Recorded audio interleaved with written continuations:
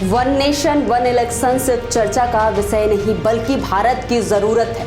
हर कुछ महीने में कहीं ना कहीं चुनाव हो रहे हैं, इससे विकास कार्यों पर प्रभाव पड़ता है। हालांकि नवंबर 2020 में पीएम मोदी ने 80वें अखिल भारतीय पीठासीन अधिकारी सम्मेलन को संबोधित करते हुए ये बात कही थी। अब करीब 3 साल बाद 1 सितंबर 2023 को सरकार ने वन नेशन वन इलेक्शन पर एक कमेटी बनाई। इसके अध्यक्ष पूर्व राष्ट्रपति रामनाथ कोविंद होंगे। सुगबुगाहट है कि 18 से 22 सितंबर के विशेष सत्र में इस पर कोई बड़ा फैसला लिया जा सकता है। अगर लोकसभा और विधानसभा के चुनाव एक साथ होते हैं तो 77% वोटर्स दोनों जगह एक ही पार्टी को वोट करते हैं। अगर लोकसभा और विधानसभा के चुनाव में 6 महीने का अंतर होता है तो एक ही पार्टी को वोट देने की संभावना 77% से घटकर 61% रह जाती है। दोनों चुनाव में 6 महीने से ज़्यादा अंतर होने पर एक ही पार्टी को वोट करने की संभावना 61% से भी कम हो जाती है।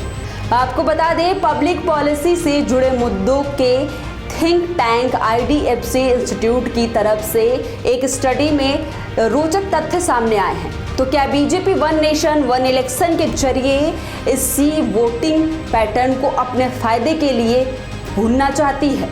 राजनीतिक जानकारों का कहना है कि केंद्र के लिए पीएम मोदी का चेहरा सबसे मजबूत है। अगर लोकसभा के साथ विधानसभा के चुनाव भी होते हैं तो इसका फायदा बीजेपी को मिल सकता है, खास तौर पर यूपी, MP, राजस्थान जैसे काउ बेल्ट वाले राज्यों में।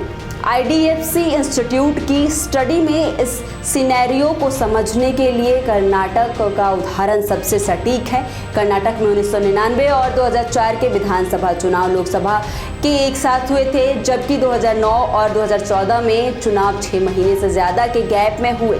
1999 के चुनाव में 74% निर्वाचन क्षेत्रों में एक ही पार्टी के उम्मीदवार जीते। 2004 में 79% निर्वाचन क्षेत्रों में एक ही पार्टी के उम्मीदवार जीते, लेकिन 2009 में एक ही पार्टी के उम्मीदवार जीतने प्रतिशत घटकर 57% रह गया। 2014 में ये और घटकर 39% रह गया। पॉलिटिकल एक्सपर्ट्स का मानना है कि एक साथ चुनाव होने से क्षेत्रीय दलों के मुकाबले बीजेपी जैसे राष्ट्रीय प्रभुत्व वाली पार्टी को फायदा मिल सकता है। इसकी 3 बड़ी वजहें हैं। लोकसभा चुनाव के वक्त वोटर आमतौर पर राष्ट्रीय मुद्दों पर वोट करता है। IDFC स्टडी से साफ है कि 77% संभावना है कि वो एक ही पार्टी को वोट करे। ऐसे में बीजेपी को फायदा मिलना लाजमी है। केंद्र सरकार के पास ज्यादा संसाधन होते हैं। आकर्षक योजनाएं और घोषणाएं करके चुनाव के वक्त वो एक माहौल बना सकती है। इस तरह वो क्षेत्रीय पार्टी पर एक बढ़त हासिल कर सकती है। लोकसभा चुनाव के लिए 26 से ज़्यादा विपक्षी पार्टियां इंडिया गठबंधन बना रही हैं। अगर राज्यों के चुनाव भी एक साथ होंगे तो वहां गठबंधन पर मामला उलझ जाएगा। उदाहरण के लिए अरविंद केजरीवाल दिल्ली में किसी और पार्टी के साथ अपनी शक्ति का बंटवारा क्यों करेंगे, या ममता पश्चिम बंगाल में ये क्यों करेंगे? विपक्षी एकता में स्फूट पड़ने का फायदा बीजेपी को मिल सकता है।